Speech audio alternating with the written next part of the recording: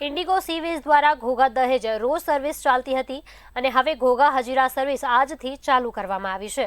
ભારતનું પહેલા સોલારથી ચાલતું એક્સપ્રેસ નામનો શિપ વેસલ આજથી દરિયામાં ઘોઘા હજીરાની સફરે છે। જાણીએ આ એક્સપ્રેસની વિશેષતા।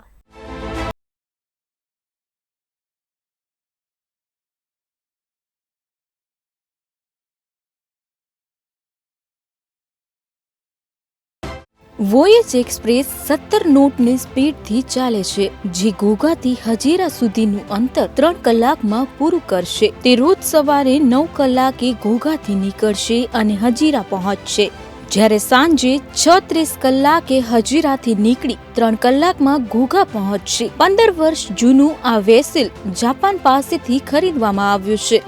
પેસેન્જર્સની સુવિધાઓને ધ્યાનમાં રાખતા ફેરફાર સાથે વેસલને દરિયાઈ સફર માટે સજ્જ કરવામાં આવ્યું છે। ઘોઘાથી એટલે કે ભાવનગરથી હજીરા માટેની રોપેક્સ સર્વિસ આજથી શરૂ થઈ ચૂકી છે, ત્યારે માર્કેટિંગ મેનેજર અંકિત જાની ઇન્ડિગો સીવેઝના આપણી સાથે છે। આપણે અત્યારે કેપ્ટન્સ કેબિનમાં છીએ। હમણાં કેપ્ટને જેમ જણાવ્યું આખી ટેકનિકલ ડિટેલ્સ રોપેક્સની અને બીજી જે સુવિધાઓ છે એ અંકિત જાની આપણને જણાવશે કે રોપેક્સમાં શું શું સુવિધાઓ છે।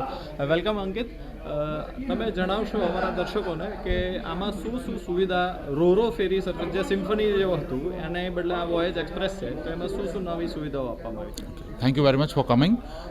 આપણે જૂના વેસલની વાત કરીએ વોયેજ સિમ્ફની, અને એની સામે જે આપણે ઇન્ટ્રોડ્યુસ કર્યું છે વોયેજ એક્સપ્રેસ, તો વોયેજ એક્સપ્રેસની સુવિધાની વાત કરીએ તો આમાં પેસેન્જર ટ્રાવેલિંગ ક્લાસમાં ઘણો વધારો થયો છે। જેમ કે જે નોર્મલ એક્ઝિક્યુટિવ બિઝનેસ અને લાઉન્જ ક્લાસ હોય એની સાથે સાથે આ વેસલમાં અમે સ્લીપર ક્લાસ અને કેબિન ક્લાસનું પણ ઇન્ટ્રોડક્શન કર્યું છે। અલોંગ વિથ દેટ એની સાથે સાથે અમે એક્ઝિક્યુટિવ ક્લાસ, બિઝનેસ ક્લાસ અને કેમ્બે લાઉન્જ ક્લાસ એને જૂના વેસલથી આમાં વધારે અપગ્રેડ કર્યું છે। જેમ કે આ વેસલમાં એક્ઝિક્યુટિવ ક્લાસ હોય એમાં પણ રિક્લાઇનર્સ આપેલા છે, સેમી સ્લીપર। બિઝનેસ ક્લાસ છે એની સીટ લેગ સ્પેસ બહુ વધારે છે, શું કહેવાય, અને એનું પણ અમે રિક્લાઇનર્સ આપ્યા છે, લેગ સ્પેસ વધારે છે, સીટની પહોળાઈ વધારે છે।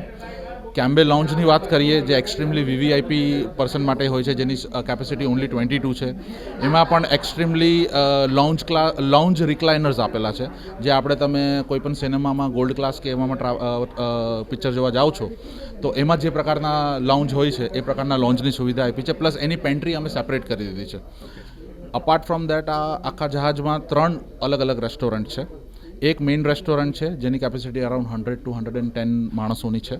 પછી બીજું જે કેમ્બે લાઉન્જ ક્લાસ છે એની પ્રાઇવેટ પેન્ટ્રી છે, અને બીજું જે આપણે ટેરેસ ઉપર આવીએ જ્યારે પેસેન્જર વેસલ ચાલતું હોય ને ટેરેસ ઉપર દરિયાની મજા માણવા ઉપર આવતા હોય છે તો એનું પણ એક અલગથી રેસ્ટોરન્ટ અમે આપી દીધું છે।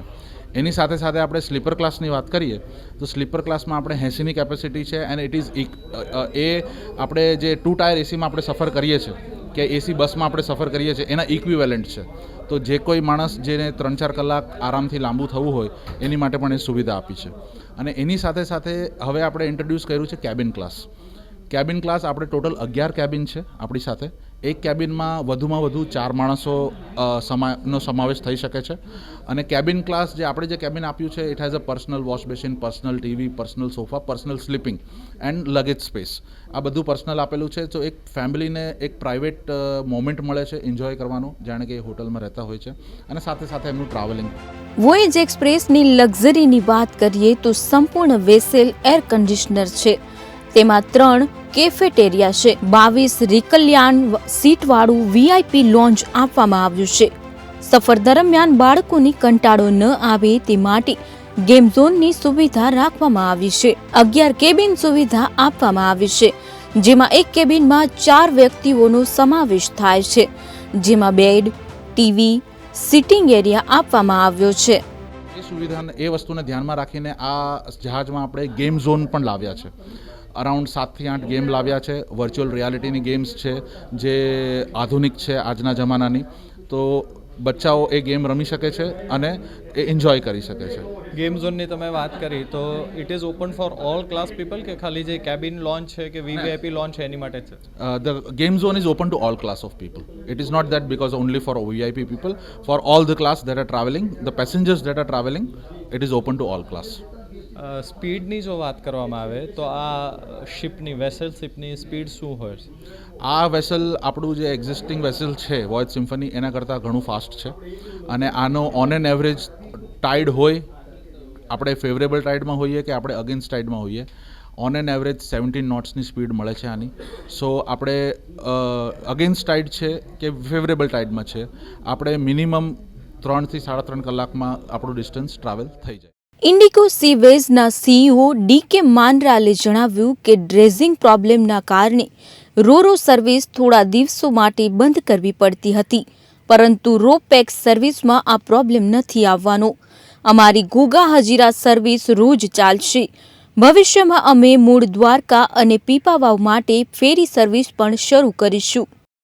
इंडिगो सीवेज़ना हेड है सर, एक बताइए टेक्निकली जब मैं बात कर रहा हूँ कि जो वॉयज चल रहा था उसमें ड्रेजिंग की वजह से वो कभी कंटिन्यू नहीं हो पा रहा था, कभी कभी ब्रेक हो रहा था. तो ये वेसल है जो बड़ी है तो उसको डेप्थ चाहिए, तो इसमें भी ये प्रॉब्लम आने वाली है क्या?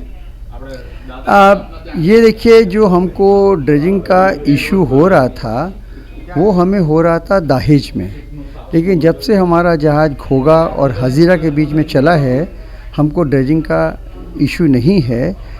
इस जहाज़ में हमारा थोड़ा ड्राफ्ट ज़्यादा है, लेकिन केंद्र सरकार ने आश्वासन दिया है और वो इस चैनल का डेप्थ बढ़ा रहे हैं, तो आपको इस जहाज़ में और इस रूट में घोघा और हजीरा के बीच में ड्रेजिंग का इशू प्रॉब्लम नहीं होगा. जहाज़ उसकी वजह से बंद नहीं होगा. મંડરાલ સાહેબે અને અંકિત જાનીએ કહ્યું કે જે વિશેષતાઓ હતી વોયેજ એક્સપ્રેસથી એ જણાવી, અને મંડરાલ સાહેબે એક આશ્વાસન આપ્યું છે કે જે વચ્ચે ડ્રેઝિંગના કારણે સી વેસલ્સ બંધ થઈ જતું હતું એ આ વેસલ બંધ નહીં થાય. ભાવનગરથી કેપ્ટન કેબિનમાંથી હર્ષિત સાથે સિદ્ધાર્થ ગોગારી.